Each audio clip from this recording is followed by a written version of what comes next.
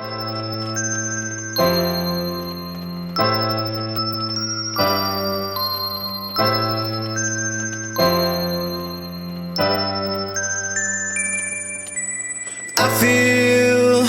feel alive. I know inside that you would take it all away. I know the truth. I see through the lies, and I won't let you win again. First off, Tomo, Chad, thank you very much for having me. thank you so much for Absolute coming. pleasure. It's beautiful.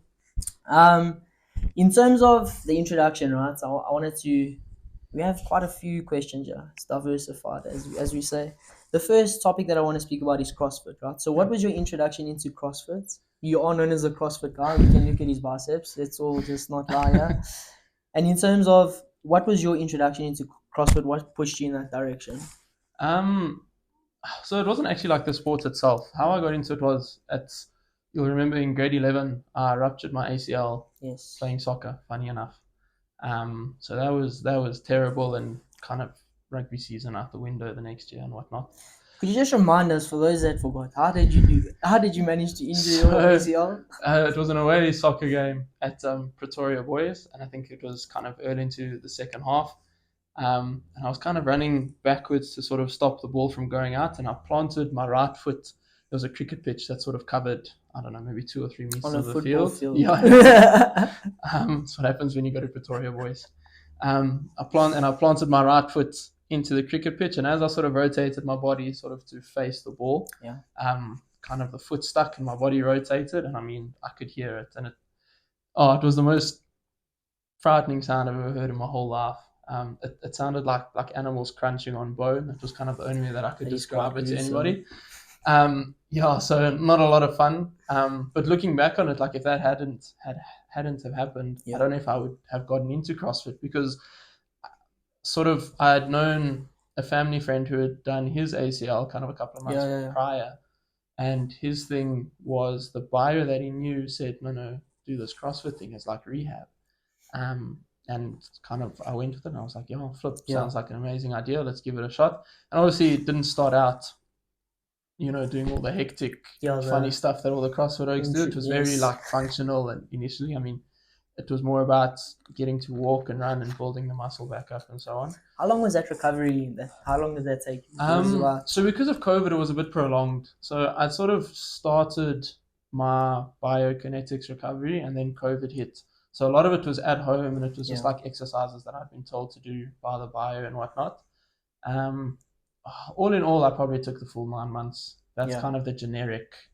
And salt in the wounds, we were supposed to go to Europe for an academic tour. But it happened literally a month before we were supposed to go. Yeah, which was devastating, man. Yeah. And again, I mean, looking back, everything happens for a reason. True. But I certainly missed out on a bit of an experience. Yeah, that was. So that was a bit nasty, but again, like trust the plan and trust that it happened 100%. for some or other reason. And it led me to sort of get into the CrossFit thing. Obviously, a bit difficult, because as soon as I sort of started getting into CrossFit and started the rehab, COVID hit, and then it was kind of doing things at home. And I was fortunate enough to meet a guy at the CrossFit box who I got very friendly with, and he was sort of sending me stuff that I could do at home, sort of bodyweight exercises and whatnot, just to help with the recovery process. And then I sort of drifted away from it. Kind of matric got away from me, as it does, and then went off to varsity in 2021 and did what any normal 19-year-old would do, and found the nearest Virgin Active and just wanted to get absolutely jacked. Indeed. Which was fun for a little bit, and then I got bored very quickly. And then I found the nearest CrossFit box to me. And so I want to interrupt you there. You said that you started off at the Virgin Active. That was my next question. What separates a CrossFit from the average gym? So CrossFit by definition is constantly varied functional movements performed at a high intensity. So that was beautiful. I was memorizing that thing full on. So the whole point of it is that it's varied. That no 2 days look the same. Yes. And immediately that's better than, in my mind, was better than sort of going to the gym and doing whatever, chest, legs, back, so on. Yeah. I mean, it's different for everybody, but I think, like I say, it's an all-encompassing sport or type of fitness. They call it the sport of fitness, and I think that's because it's, as I say, it's all-encompassing. It takes into account the gymnastics, it takes into account the strength element, it takes into account some form of cardio with running and swimming and whatnot. Yeah. So it's kind of that thing of a jack of all trades but a master of none, which I think once you get to a certain level at CrossFit, you do become a master of all the trades kind of thing. So it's there were lots of guys who could lift an absolute ton, but send them on a 400-meter run and they're going to come back absolutely finished. It's that hybrid athlete that you're trying to build. 100%, yeah. Being able to be like diversified in. Do you know what else fitness. I think is that there's definitely a mental component to CrossFit because like how tough the workouts are. Just in general, your average CrossFit workout is deadly. It's rather intense. I remember when we were in Matric, it was COVID, we couldn't gym and whatever. So Liam's like, "Oh, I'm a CrossFit oak, I'm gonna give you a routine." And a few of us joined, and it lasted about a week and a half. Yeah, we like, it was short-lived. We took like, those dumbbells. We took the dumbbells onto the grass at the back and did one or two things, and I reckon we maybe got out there 2, maybe 3 times, and that was that. Yeah, no, it was very intense. Yeah, but like you say, a real mental challenge, but I enjoy that part of it. Like, I sort of tend to think that I work my brain quite hard. Yeah. So it's, as for most people, like fitness is a real escape. And literally in that moment, I can't think of anything else other than how much it hurts. Yeah. So in a weird roundabout way, it is sort of mentally recharging as well, which makes a big difference. Yeah, and it's almost like that detox in a sense. Yeah, because there's so much like obviously we're going to speak about your studies and whatnot, but there's definitely a stress component that comes along with that, and being a student and studying, especially a tough degree. And I think just to be able to detox in a sense and just exercise and So you mentioned that CrossFit is becoming a sport. It's undeniable. Have you competed in any CrossFit competitions? Yeah, so I've done 3. We had all as a team. So we had one kind of middle of last year in Sun City, which was super lacquer. And then we've had 2 so far this year. The one actually being this past weekend. Flipping lacquer, man. And I like haven't done exceptionally well at any of them yet. The teammates are potentially to blame, but we'll have that conversation. We'll have that conversation behind closed doors, I reckon.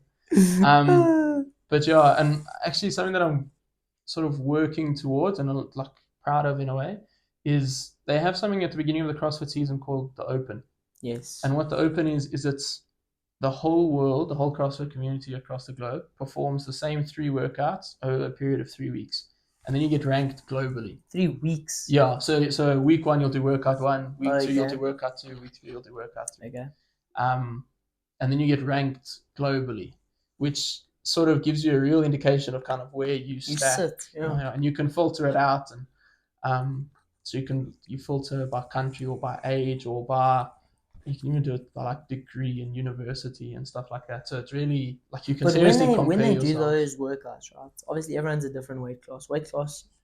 You have to bring it in when there's a lifting component, right? So how do you figure out how much you need to? So that's the thing about CrossFit is that it's essentially an open division. Yeah. And because it takes everything into account, because it's so varied, like you could be super heavy. So you could be 95 kilogram male athlete, let's say, and you can lift a ton of weight. But when it comes to the gymnastics, you're then a little bit compromised because of being so heavy. And then there definitely is a give and take component to 100%. physicality. One of the big things is like short and tall athletes. So certain movements really favor tall athletes, and 100%. Certain movements are like the absolute worst for tall athletes. That is such a good point. Yesterday I have a running coach. His name is Tony Silva, right? And we were actually having this conversation yesterday, and he was saying that running is unique in a sense because if you have the right technique when it comes to running, because there most certainly is a perfect technique that's efficient. If you can maintain that technique and you have an efficiency in your run, doesn't matter your height because your cadence is going to match your height, and it's this whole equation that works out. But as long as you're efficient in your running, and it gives like someone hope in a sense because there's no limitations. You know what I'm saying? In rugby, if you're a little guy, you're going to struggle, sort of thing. Unless you can pass the ball and be a number 9, it's going to be a tough ride. It's going to be a tough ride. Yeah, so I think it definitely like... it equals out eventually. Is there one workout that particularly sticks out for you? Your favorite CrossFit workout? I think I'd probably have to say. Let me ask you this, Thomas. Yeah. You had to do one for the rest of your life. Which one would it be? Taking into account you have to have some cardio component because we want to get that heart going. So okay, the one that comes, I'll give you two. The one sort of a quintessential CrossFit workout. I could be mistaken, but I think it's Helen. So they have these named workouts, and more often than not, they're named after kind of American soldiers who have sort of passed away in battle, and then they name these workouts after them, sort of like in honor. So Helen is the one, and I'm gonna have someone tune me about this because I know I'm gonna get it wrong. We will, if it's wrong, we'll edit it out. Don't stress. So I think it's 3 or 4 rounds. Yeah. You have to do a 400-meter run. I believe it's 15 overhead squats and then 12 bar muscle ups or something to that effect. So there you've got a bit of cardio, you've got some sort of weightlifting with the overhead squats and like a very technical component, and then the muscle ups being the gymnastics. I think that's quite a good like all-around workout. And the second one? That it would be Murph, which is kind of the most well-known, widespread. I mean, there's a whole story about this.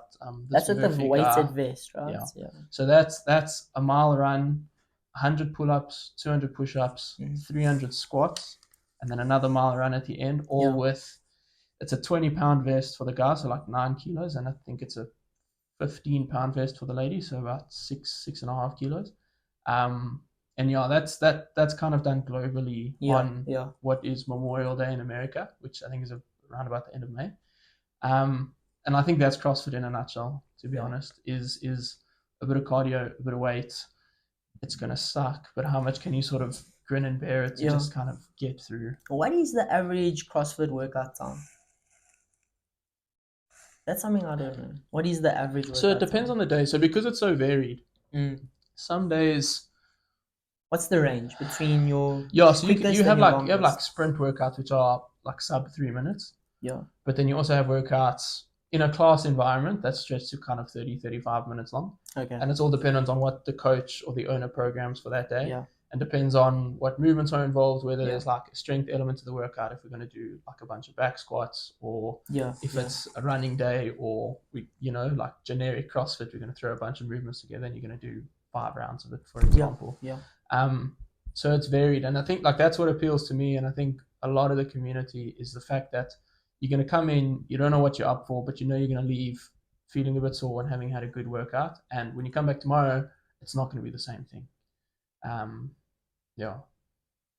Good answer.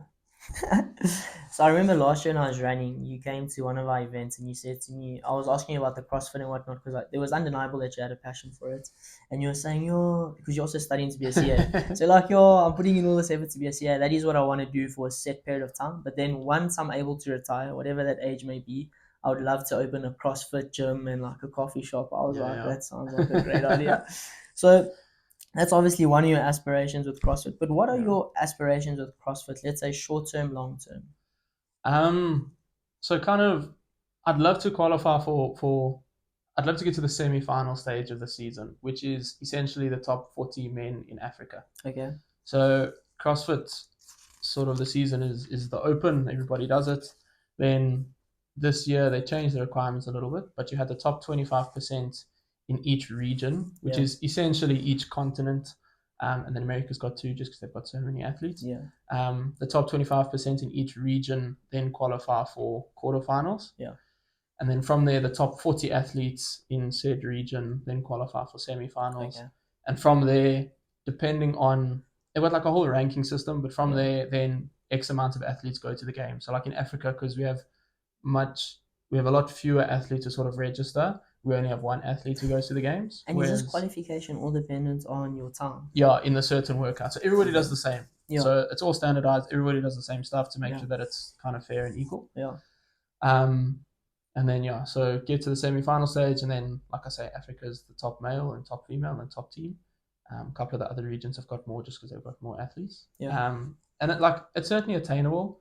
I think, I've gotten this far very much on my own. Yeah. Kind of just doing class workouts and a couple of extra bits and pieces if and when I need to.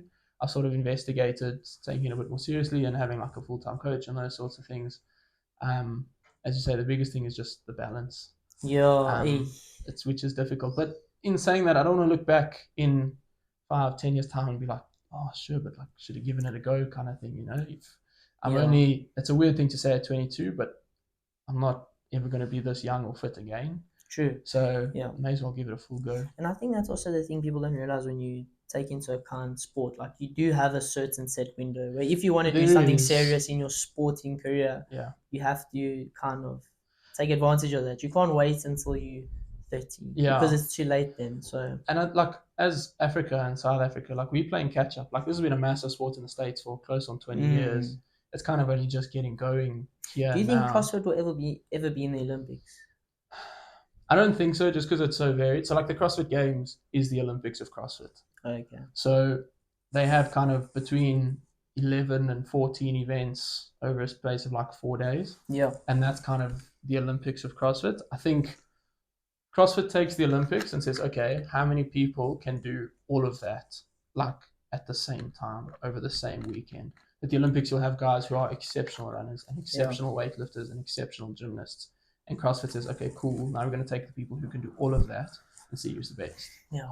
So, I think it's probably a bit too varied and takes all those other sports into account. Yeah. At the games. Last question about CrossFit. What is the physical toll that CrossFit takes on your body? Because I notice a lot of people that do CrossFit, sometimes there is injuries and whatnot. Is that certain specific cases where people are maybe being trained to do exercises in the wrong manner? In terms of their form and whatnot? Or is it just because some exercises are too hard? Or is it very specific on the person itself as opposed to the sport? I think whenever you push people past a certain point, no matter what the sport is, the body takes a certain toll and it's going to say, okay, no more. The one thing about CrossFit, which I believe like a benefit over the gym, is that there's always a coach. There's always somebody there who has, you have to take a coach's course to be certified. And they sort of are supposed to, obviously each gym has got their own style. But they run through the movements and run through the technical stuff like beforehand and kind of have a walk around and make sure everybody's doing things efficiently, but also with the right technique to make sure that they don't hurt themselves. In the 2 years now that I've been doing it, I've never seen like a serious injury. So I've never seen somebody like pop a shoulder or do a ligament or something like that. Not to say that it doesn't happen.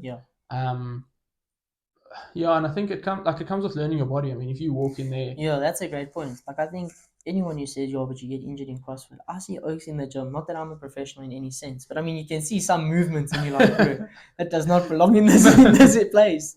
You can see Oaks injuring themselves in the gym every day. And that's completely dependent on not knowing your limits, lifting too heavy with the wrong form. So, exactly. I don't think it's a CrossFit problem. No, I don't. I think you can get people who are silly, but again, that's an individual thing. Says Oak is... he's done his ACL. Anyway. Playing soccer. Haven't done it in the CrossFit gym. I love that last detail, bro. So you slipped on the cricket pitch while playing soccer. Okay? Yeah, that was the... So Tom, those glasses are not just for show, bro. You are studying to be a chartered accountant. No, because I can't see anything. Fair enough. So I tutor a lot of kids, bro, and a lot of them say, like, what is it? They want to become accountants. They enjoy accountancy, EMS, whatever it is, business studies, and they want to pursue accountancy. And then I feel like if you want to pursue accountancy to the highest degree, you have to become a CA. Yep. But a lot of these folks are like, I want to be CAs. And I'm like, cool. So you like want to audit, and they're like, I don't know what you're talking about. So explain to people that don't know, what is a chartered accountant and what is your job as a CA? So I think on the auditing thing, I walked into an audit firm straight out of high school, kind of to do a bit of back work. I was there for 4 weeks and I hated it. Yeah. Absolutely hated it. And I thought, if this is what my life is going to consist of, I need to change course. That's why he's training so hard at CrossFit. Quickly, exactly. I can't do this accountancy thing. No, so my big thing at school was, okay, I want to go into business. I want to go into some sort of corporate environment. What will give me the biggest, broadest exposure, the biggest base possible to say, listen, like this is who I am, this is the exposure that I've got, like I can do what you need me to do And I think a also in business some sense a respected title. If you have that CASA Without a next to your doubt. name, people tend to give you a bit of more respect, especially in the commerce section and whatnot. It's, you know, one of the things that our sort of program coordinator said to us in January was, only people who have done this degree know how difficult it is. Yeah. And that's like, that goes for everyone. I mean, it goes for the Yeah. engineers and the doctors. You never Yeah. know like what everybody else has gone through. But I found that to be so true this year. Like in chatting to my mom and even my dad, and friends doing other degrees, like it's a very particular kind of difficulty.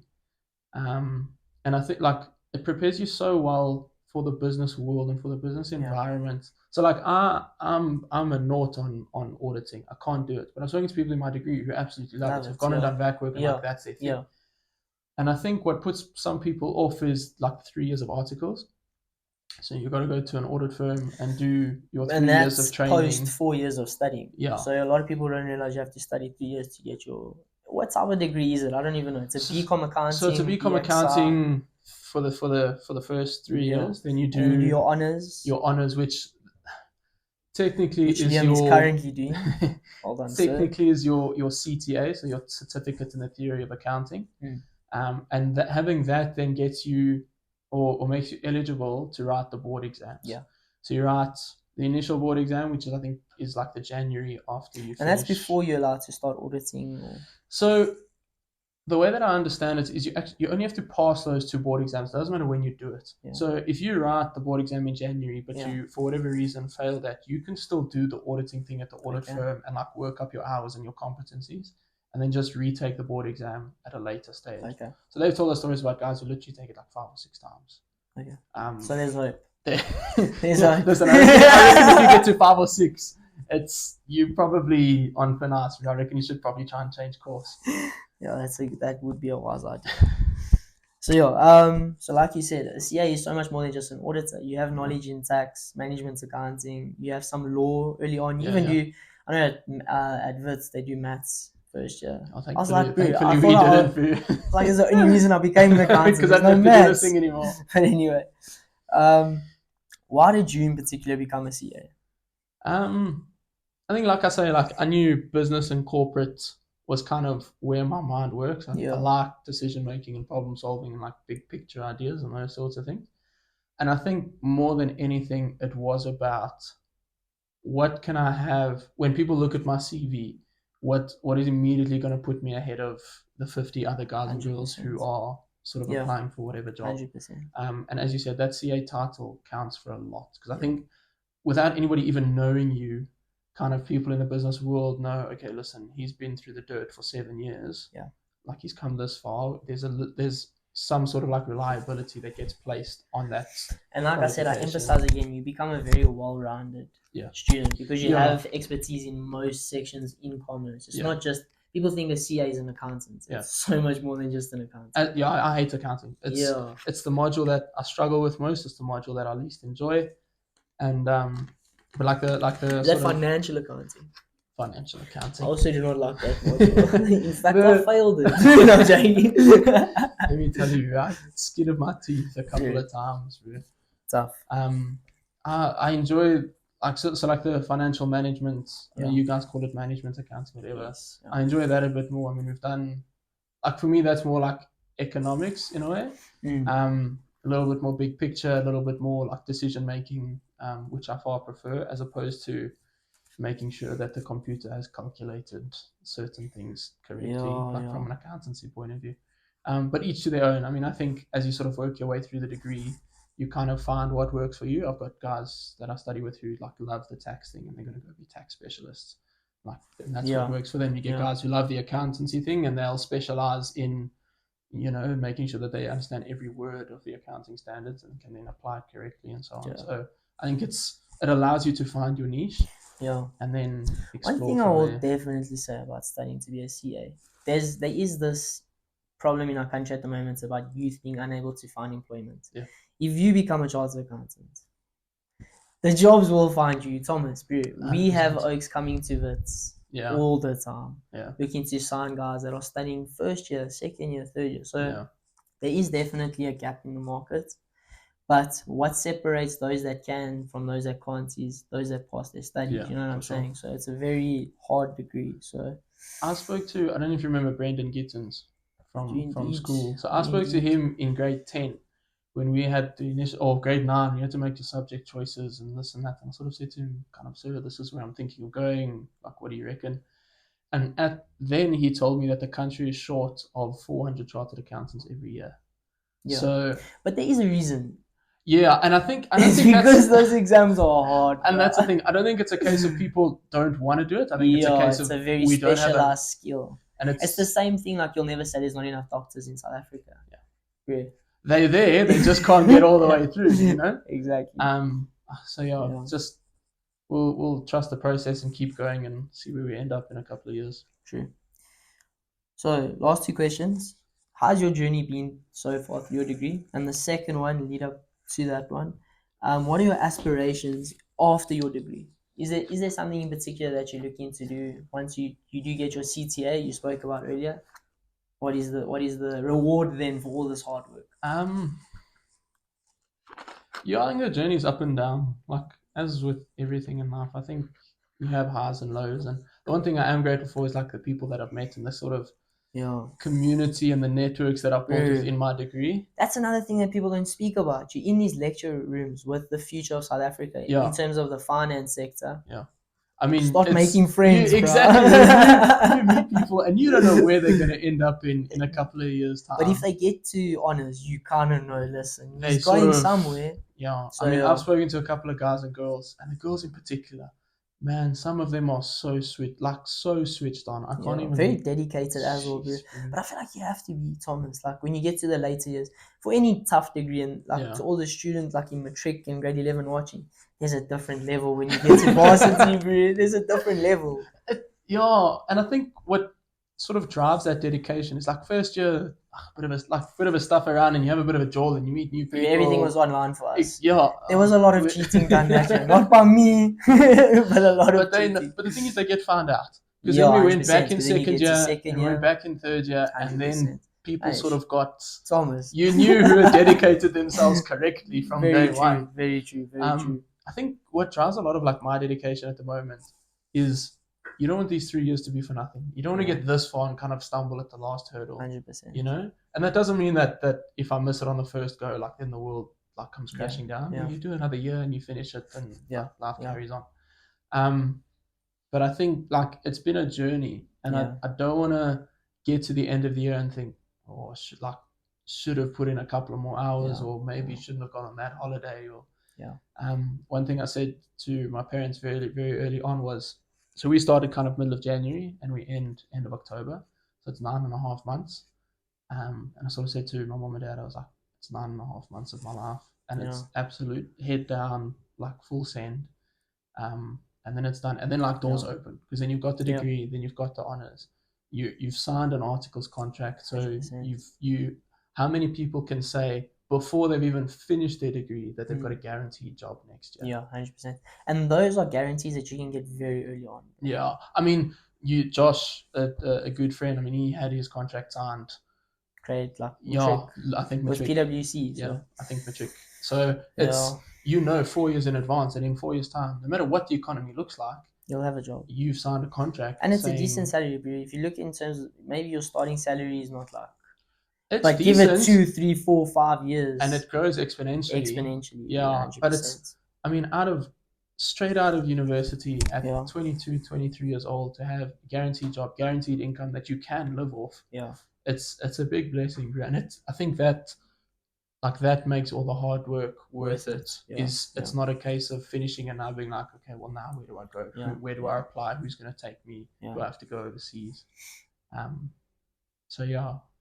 I think post studies, just to answer that part of the question quickly, as you alluded to, I think the end goal, I'd love to open a CrossFit gym and a coffee shop. That would be beautiful. But unfortunately, to do that, you need a bit of bucks to sort of begin with. You do. With most things in life, you do need that capital, I guess. Yeah, so it's got to start somewhere. And I think, like I say, I enjoy the corporate environment. So I'd like to get stuck in there. But you see, this is the thing. And this is why I do advise, if you have some interest in finance, be a CA. Like literally, if that's what you want to do with your life, you have to become a CA. Anything- Because now, even Thomas, you can be working in the top 4 sector for a decade. Then let's say you have enough money to retire. You can then take that knowledge and dedicate it solely to your business, and you'll know how to operate your business. You'll know how to do your taxes. You'll know how to deduct your taxes in the correct way. Yeah. Not tax evasion, Just- tax avoidance. That one you held on to. Hey? I had to really think about You that paid one. attention that day in Maybe class. SARS dude. is watching, bro. What is Wits teaching us? But that's the benefit of it. Is you put yourself through this hard work. So Yeah. you like you say, it's legal tax minimization, if that 100%. makes It's actually sense. networking, bro. You're networking with people that are always going to be able to help you in some sense because they know the type of dedication that went into becoming a CA, to SA. get there, exactly. Okay. We have to speak about Jeppe at some point. It's a common It's- occurrence at this point. This is a Jeppe podcast. But anyway, listen, bro. The reason why we speak about it, honestly, is because it did have a big... It had a massive impact in who we are, bro. You know, 100%. It's undeniable. You were our head boy in 2020, as we mentioned. You were a very good leader, bro. So I want to ask you a simple question. What makes a good leader? That's loaded. I think leadership styles play a different role. You get different kinds of leaders, obviously. Okay, what in your mind is the best leader? What makes the best leader? A servant. A servant, okay. Yeah. I don't think that a leader should be somebody kind of shouting instructions from the top. I think that it is and that was kind of the way I tried to approach my role, was that it's more responsibility than it is an honor or like a privilege, you know? People have put you in a position of power where authority, that's a better word, where they're trusting you to do a good job. You have to be politically correct. In today's day and age, I'm going to get in trouble. They're willing to follow you. Yeah. Right? So it has to be a case of, like, give them a good reason to, and make sure that because and I suppose that's how democracy works. You give the people the power, okay? And then the people give it back to you. But ultimately, they still hold it, and that's still who you've got to serve. And I love that point because, you know what, a lot of people don't realize. Everyone wants to be a leader, but no one wants to have the responsibilities that come with being a leader. You're honest, Simon.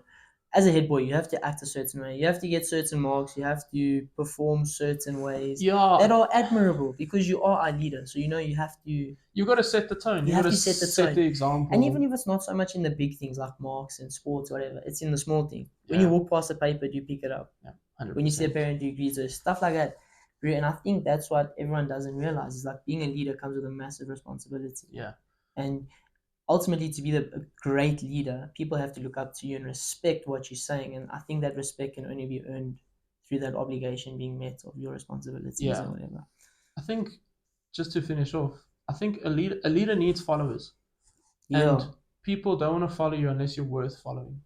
Yeah. And in order to be somebody who's worth following, you have to align your morals and ethics and vision and what all those fancy words that people use to what the people want and what's going to serve their best interest. If you're doing a good job, they're willing to follow you. If you're setting a good example, they're willing to follow you. If they sort of turn their backs on you, you're no longer a leader because nobody's willing to follow.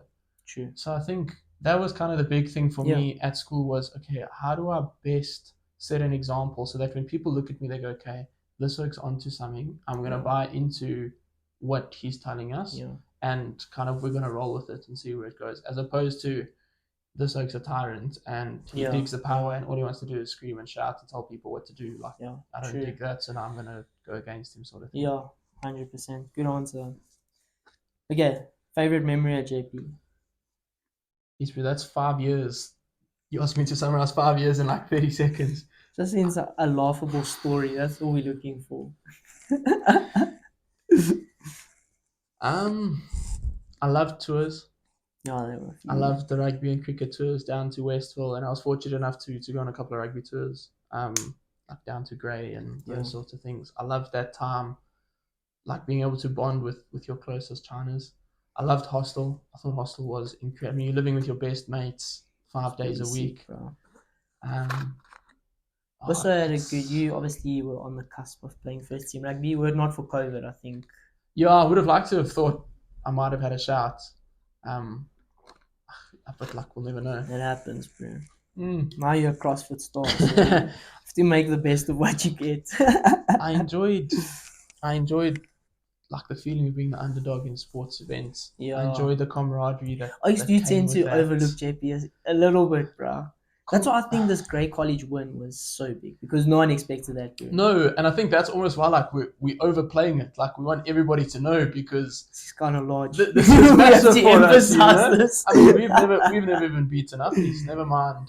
Yo, Tom, you beaten don't have Gray. to drop bombs. No, on it us, is. man. It's the Jeepers, truth. Unfortunately, you're gonna edit that one out. Caught a hiding over the weekend as well. So we're gonna hold on to beating Gray for as long as we possibly can, aren't we?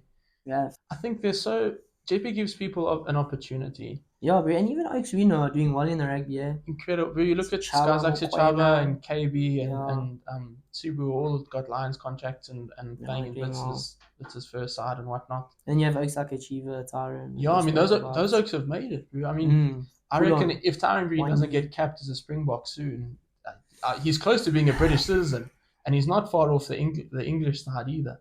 So I think Achiever's also close, bro. him and He'll Wendy get a have Springbok both got to jersey have a shout soon. shortly, bro. Especially with I think I think they'll play in the next World Cup. That's the big box question. side is getting old.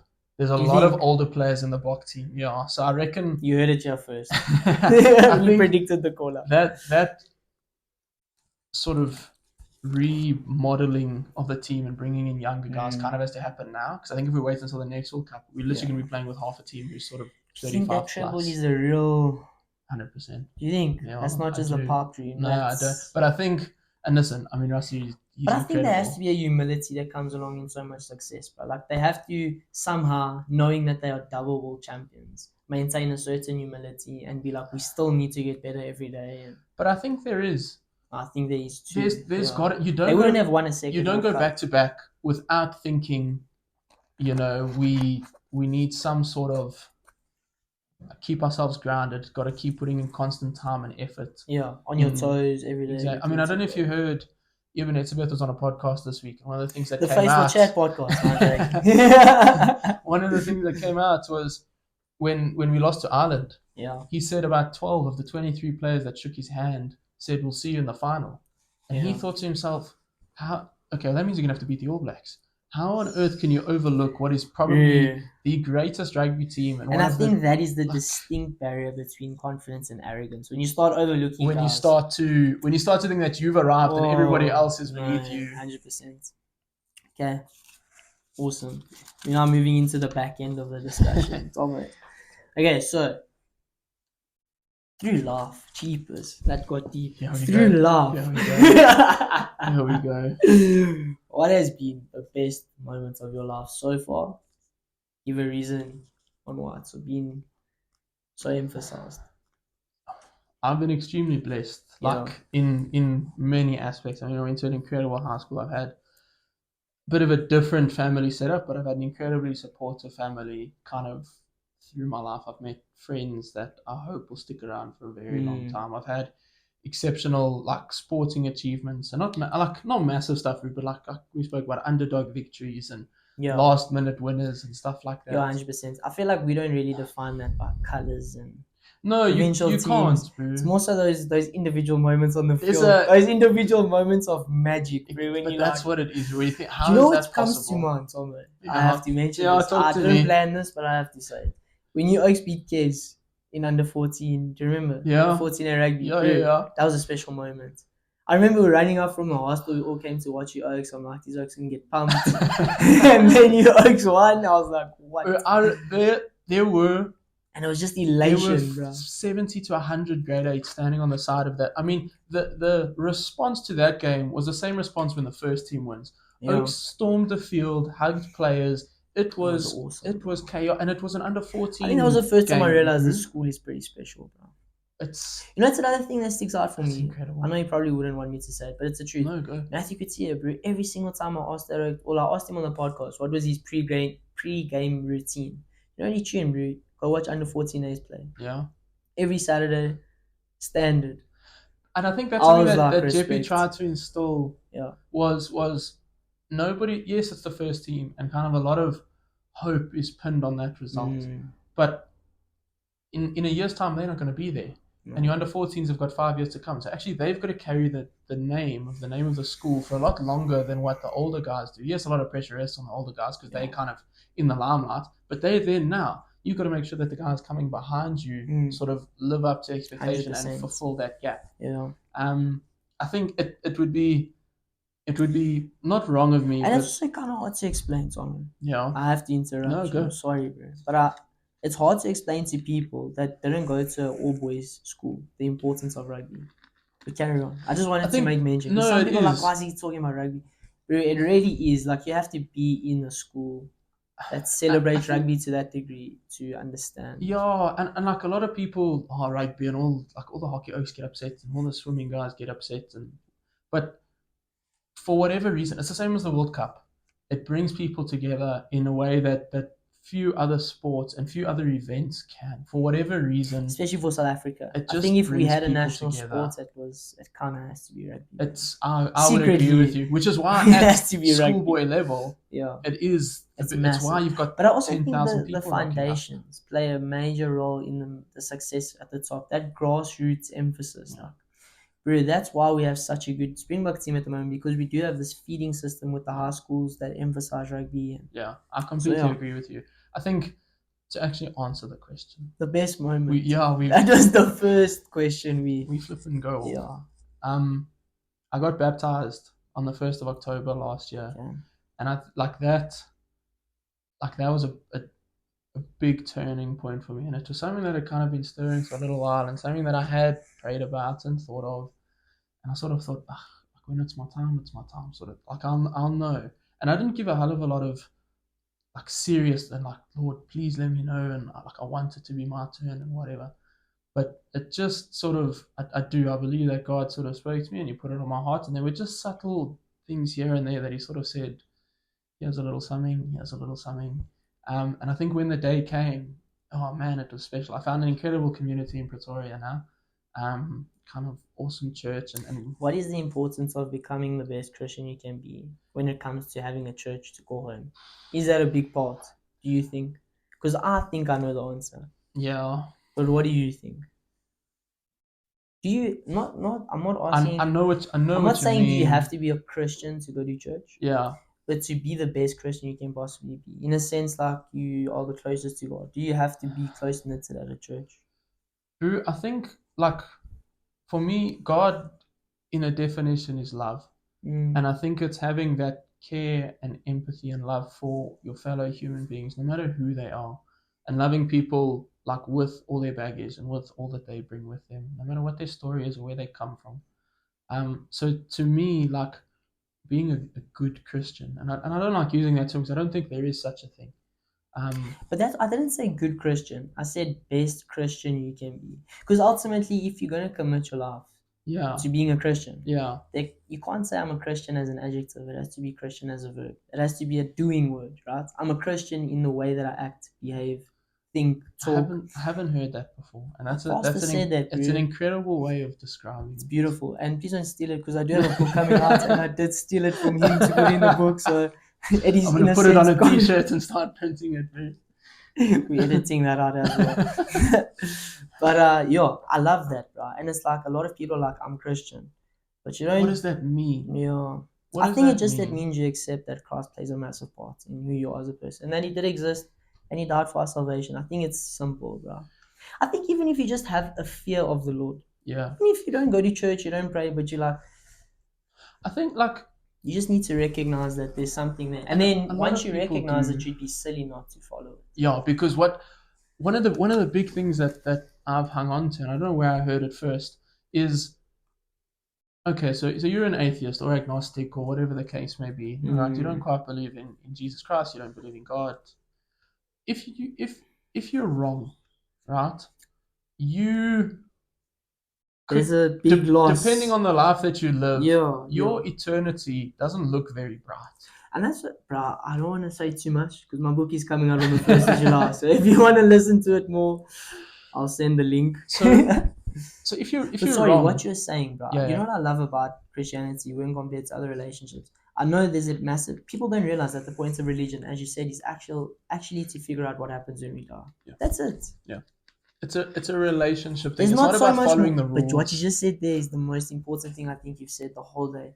Being a Christian is different from other religions. It's unique in a sense that it's not based on a set of rules, things you have to do, otherwise you're looked down upon. Yeah. It's simply based upon your relationship with what you call Jesus and what you call your Savior. And it's like people don't realize that. It's not a set of rules. The Bible is there to guide us, not so much to judge us. God recognized that we are sinners. It's hence why Jesus Christ came. That's the whole point of it. He was the only perfect one that ever existed.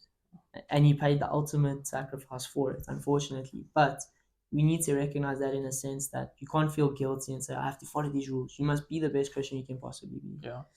But you know what I'm trying to say? Yeah, and it's something that we're sort of focusing a lot on in church at the moment. Because Pretoria, I want to say historically, but not historic. Like what is the name of the It's church? called 3CR. Okay. Yeah.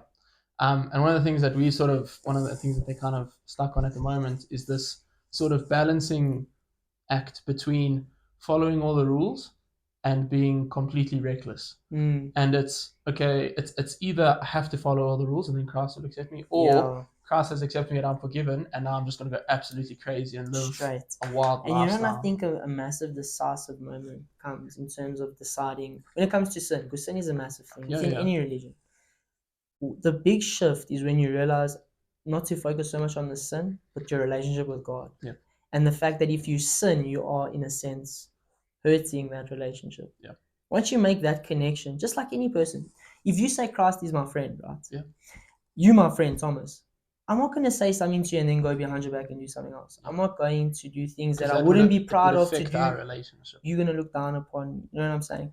Once you make that shift in your brain that this isn't so much about doing the right things, but it's maintaining a healthy relationship. Yeah. For someone who's done so much for me. He wants what's best for you. It's the same as a parent. Like, and that's he's again, a father. He's a loving father. So why, yeah.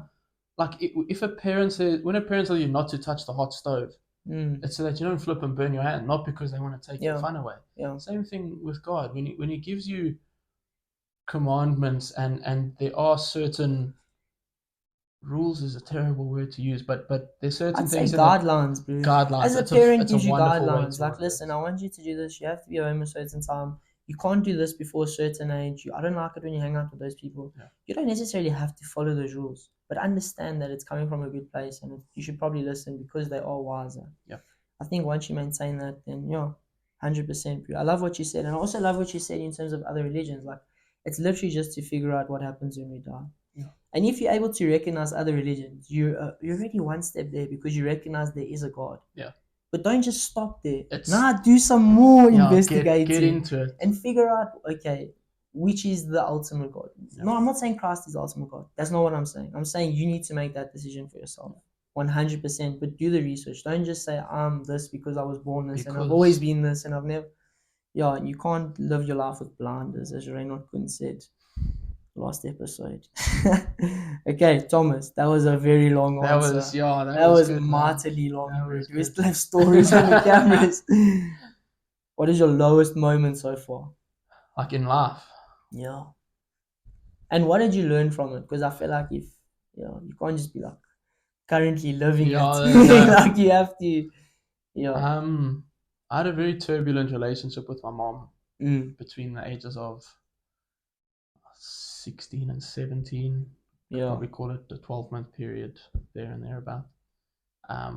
Literally where it was like broken down to the core. We would have like full-on screaming matches at each other, and I mean my mom's she's a single mom, so it doesn't help when she doesn't have anyone to back her up, and I'm also the oldest child, so kind of that rebellious phase, it drove a massive wedge between us to the point where, I mean, she's always loved and cared about me no matter what, but it really, like, I did a lot of things to sort of hurt and upset her. Yeah. And at the time, I didn't quite realize it because at 16, 17 years old, the only thing that matters in the whole world is what I want. Yeah, you have very selfish intentions. Completely. And I don't think that's distinct to only being that age. I think there's some adults that live like that as well. And it's terrible. And looking back on it, in hindsight, I'm so thankful for it because my mom's my best friend in the whole world. And I don't think we would have as strong of a relationship as we do now if we hadn't gone through that phase, in saying that it wasn't pleasant and I would never want to relive it.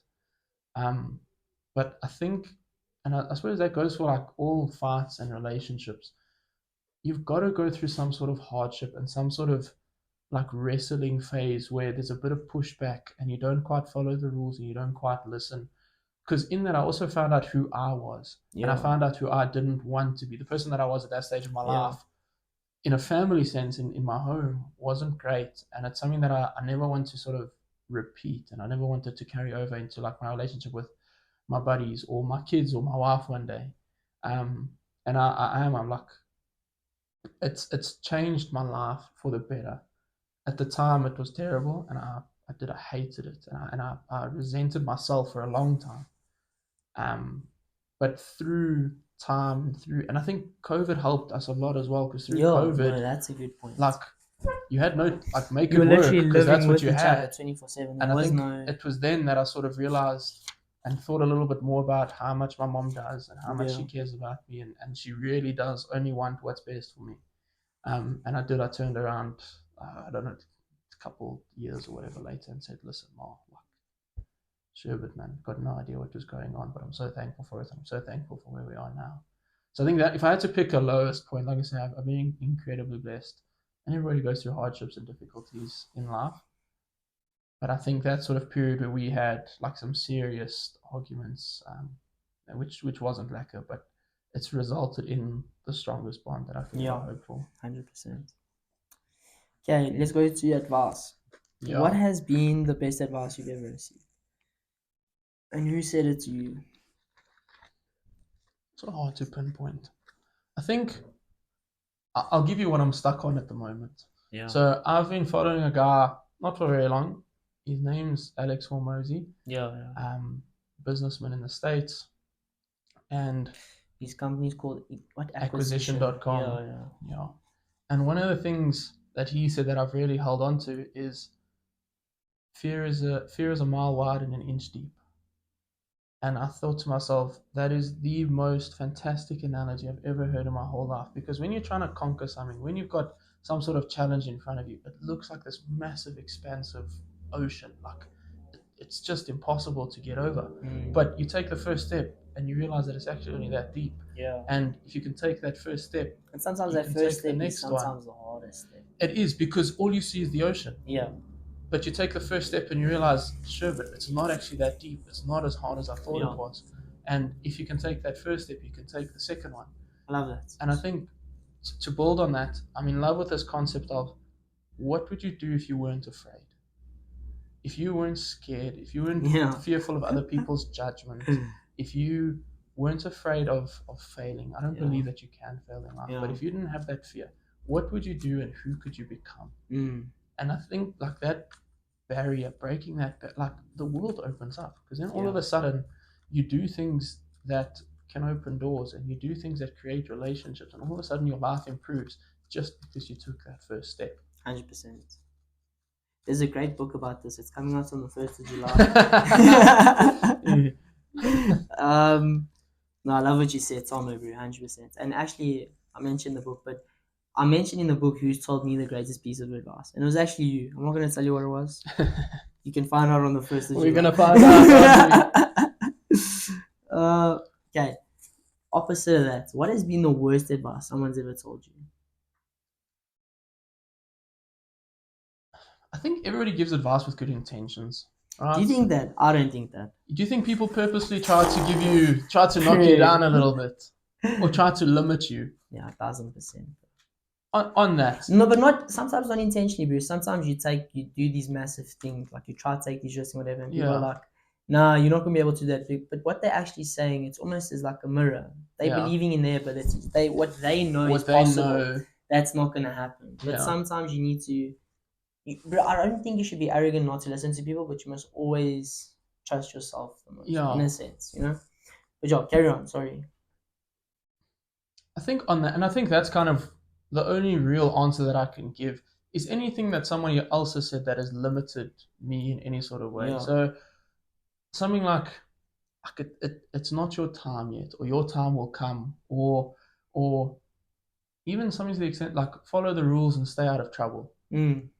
That's so limiting because it Yeah. confines you to such And a that's block. coming from a chartered accountant. Listen, bro. When it Like- comes to thinking straightforward. But you look at the way the world is going. 100%. If we thought as human beings the same way we thought 100 years ago. Okay, let me ask you something.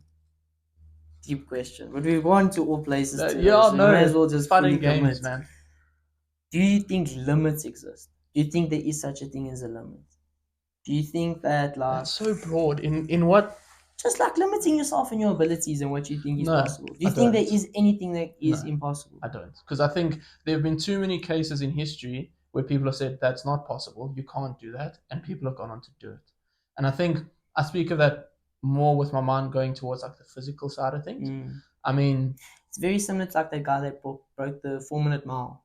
Yes, for Once so many he years, did it, then it was very. then people could do it. Then Yeah. with X amounts of training and eating and whatever, you Because could do now it. it was possible. That limit was broken. Kipchoge ran a sub Yeah. 2-hour marathon. And for Yeah. that, okay, fair enough, he had a bit of help. Yeah. But even in official marathons, Oaks aren't far But it's off coming, of doing bro. it. Sub It's coming. 2-hour marathon is coming. You think of that, you think of incredible feats of like strength and endurance and this hardest geezer. I mean, you had a similar story, but this Oak who ran from the tip of Africa to he ran across the African continent. Bro. How you ran 100 marathons in 100 days? But I How do is that feel, possible? bro, I do feel like God's timing is sometimes almost funny. Because like when this was happening, bro, I was convinced no one else on earth is crazy enough to do something like this. Then I learned, there's this guy running the entire length of Africa. Then I learned about Keith Boyd. Yeah. He's also running from Cape Town to Cairo. He's 58. I think he has a heart condition. He's running for heart charity and he's running for Rainbow Runners. They're looking to encourage the youth to vote, which we do need to vote. Elections are coming up. That's a good cause. But bro, he's 58 and he's done something very similar. And I ran with him, bro. And then when I ran with him, I realized this man is 58. He has a heart problem and he didn't complain once today. Yeah. He's injured. He was very injured. But at that point, he had somewhat of a serious injury in his ankle. I was like, oh my God, he still has 300 days to go. And now he has 500 Ks left, I think, in Libya. And there's a petition that they want you to sign to get him to be able to run through there because there's a whole bunch of stuff happening. So, yeah, I'll actually link the petition. Yeah, Please go sign it. You must. So, yeah, Tomo, worst advice, pretty much. Yeah, I think like anybody who says you can't do something, that sounds so generic. Yeah. But anybody who tries to put a cap on your capabilities, whether it be academically and I think or only you physically can do that, bro, because no one knows you better than you. No. If I say to you, you have to do 100 push-ups, I might not know you, but you know in yourself, I'll probably get to 30, maybe 40. Yeah, there's no escaping that reality of what you think of yourself. So that is your limit, I guess. Yeah. Okay, last 2 questions. Okay. Look into that camera. Yeah. Now we've spoken about a big one. This is a big one. What is your advice to others? I think something to the extent of live your life according to the story you want other people to tell when you're no longer here. And for me, that's so powerful because it's not, you'll never know the outcome. You'll never know the sort of impact that you've had after you're gone. But I think the benefit that it could potentially provide to other people is like that's legacy. It's something that you can leave behind for other people to benefit from. Yeah. And it stops becoming about you and your accolades and achievements. But the way that I view it is like, who am I as a person? What are my kids going to think of me? What are my grandkids going to think? If I was to, touch wood, pass away tomorrow, what would my family have to say about me? Who was I as a person, and how was I able to impact other people positively? Like we're on earth for such a short period of time. Yeah. Why not help people? Why not positively impact them? True. 100%. Yeah. Beautiful answer. Tomo, last question and we're done for today, right? Yeah. We have spoken a bit about our savior Yeah. today. So let's end off with a question. I need to know, what is your favorite Bible verse? And what does it mean to you? Sure. I've probably got 2 for different reasons.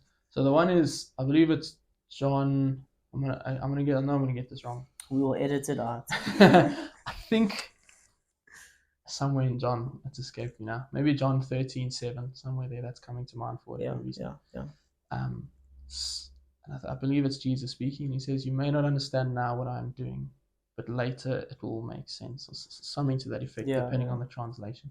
And I think that's faith in a nutshell.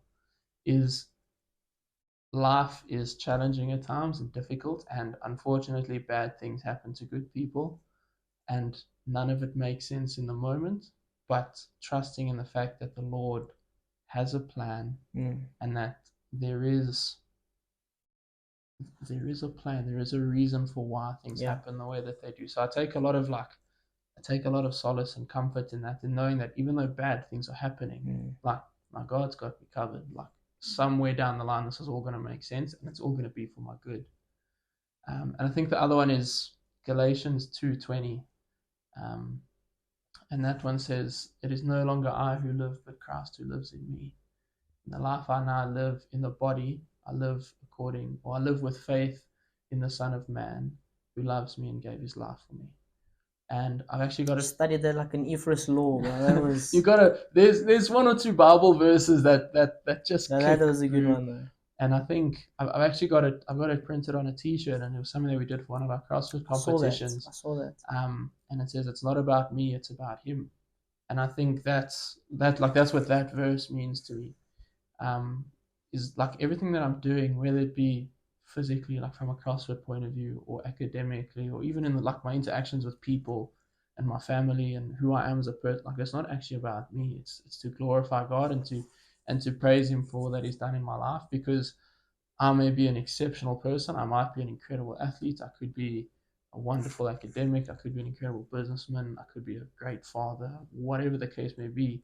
But it's not me. It's not by my own doing. It's because my Father in heaven has had grace, and because He loves me, and because He's got a good plan for my life.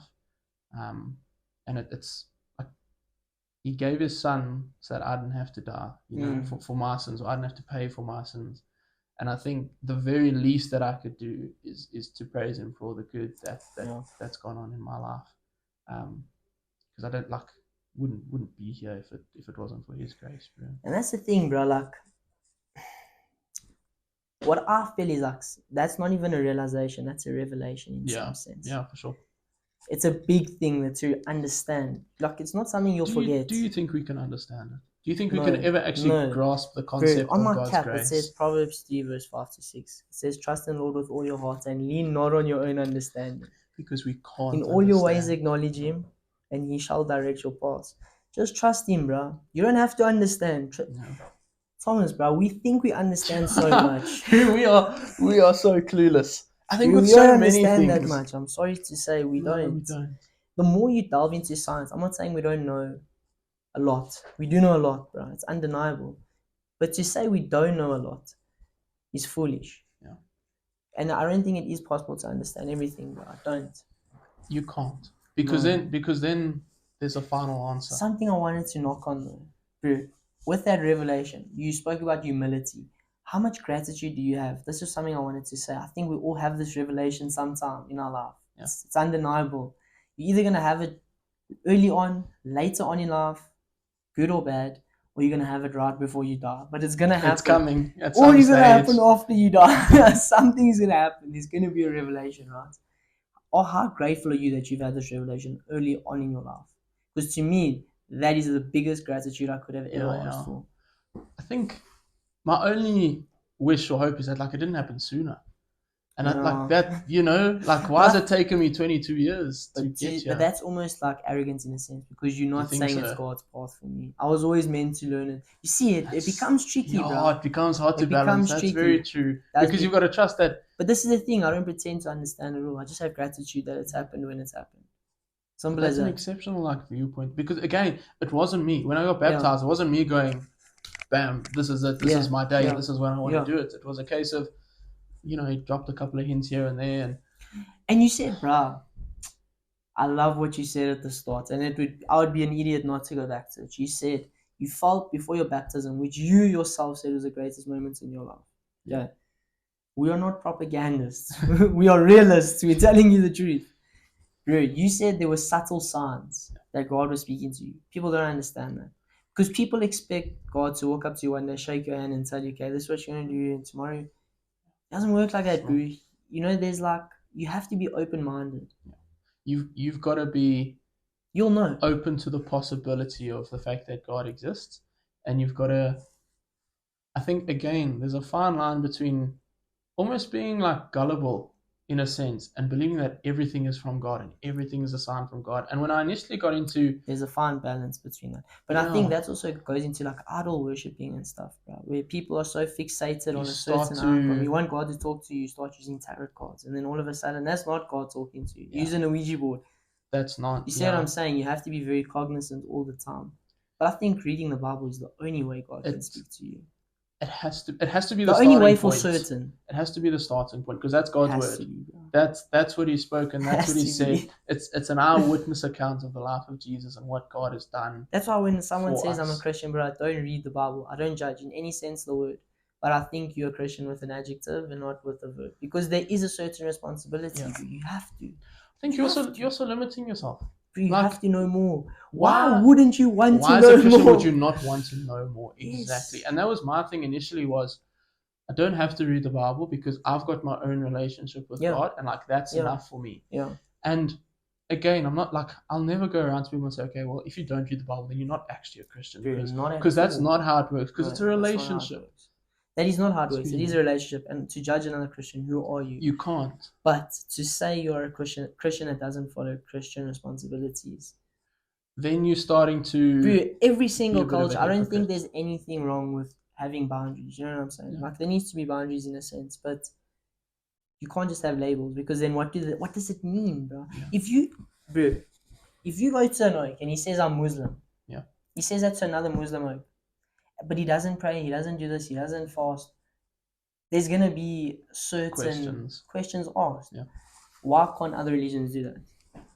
You know what I'm saying? Yeah. I'm not saying you must denounce. Yeah. But there is a certain level of expectation. Just like you said, with being a leader, there's an expectation. With being a Christian, there's an expectation. And I think a lot of it comes from the life that you lead. And 100%. a lot of my day-to-day is, are people going to see Christ through me today? Like, am I going to be a good example of, again, like you can't define a Christian, but are people going to see the good in me? Yes, they're going to see the good in me, but they're going to see the good in me because that's Christ working in me, not because 100%. I think I'm a good person. True. But because of how God has spoken to me, because of the work that He's doing in my life, and because of the fact that I know Him and I know what He wants for me, then I can lead a life where people there's that element of trust as well. Yeah, perfect, bro.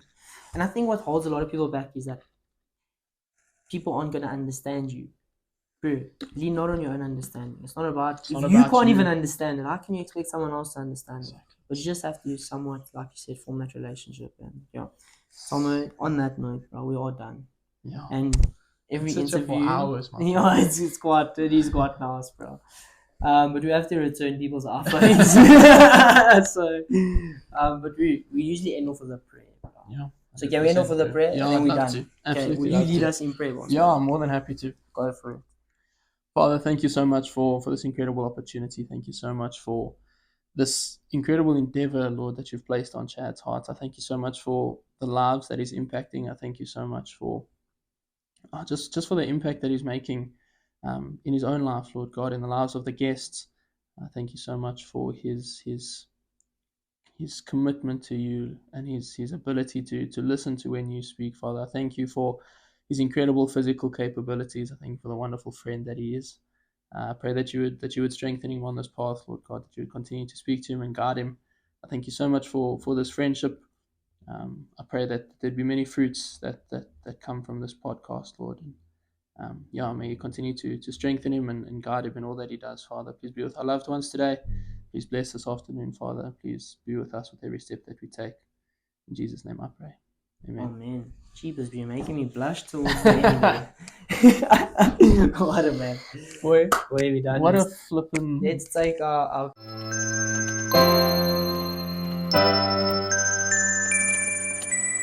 I feel alive. I know inside that you would take it all